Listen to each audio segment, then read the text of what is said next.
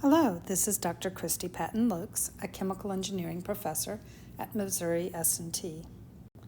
We are continuing our study of Chapter 4 on entropy, and in this lesson we're going to be looking at how we can combine the first law and the second law of thermodynamics to develop some interesting, surprising, I think, equations.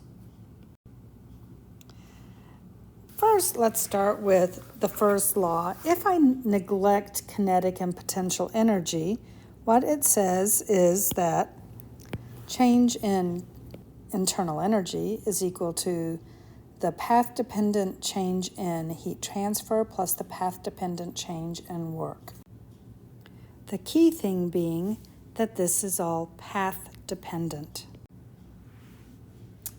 All right, now, we have made some definitions for reversible processes. One is that we know that for a reversible process, the work of a closed system is negative P dV. We also know that for a reversible process, entropy is defined. So for a reversible process, Q over T is the change in S. Therefore, the dq reversible is equal to T ds.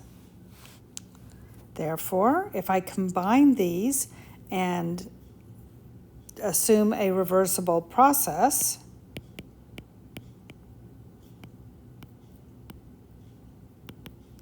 so if I assume it's reversible, then the first law without kinetic and potential energy says that du is T ds minus P dV. However, this is path independent. And therefore no longer depends on the path, which means it doesn't matter if I choose reversible or not. So this is true for any process.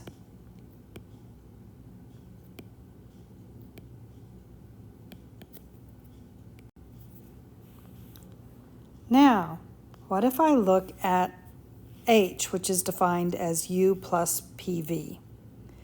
If I apply definition of a differential and use the product rule, I have that du plus the differential of PV is du plus pdv plus vdp. But we just saw that du is TDS minus pdv. Therefore, dH is TDS minus pdv plus vdp. Those will cancel out, and I'm left with dH is TDS plus vdp, also independent of path. These relationships are called fundamental relations, and they are very valuable when we get to some of the more mathematical analysis that we'll be doing shortly. Now, du and dH are the two terms that we know best, but there's also G, Gibbs energy. It's H minus Ts. You've run into Gibbs energy when you do like chemical reactions and so forth. dG is dH minus TDS minus SDT. But dH is TDS plus VDP minus TDS minus SDT. Those cancel. We end up with dG is VDP minus SDT.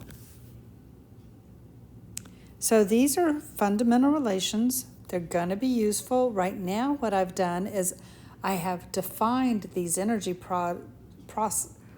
changes in energy in terms of any process, path independent. I just need to know state 1 and state 2, and I can evaluate these. Now, we also have one last equation in this family that we would like, and that is to have an expression that says, what is entropy? ds is equal to what? So I can use the u equation and find that ds is 1 over t du plus p over t dv. Or I can use the h equation and find that ds is 1 over t dh minus v over t dp. Again, at this point, the value of these is simply that they are path independent, but we're going to find some other uses for them in coming chapters. So this concludes this video lesson. In the next lesson, we're going to be looking at how we can use this to calculate entropy changes in special cases. Thank you very much for your time.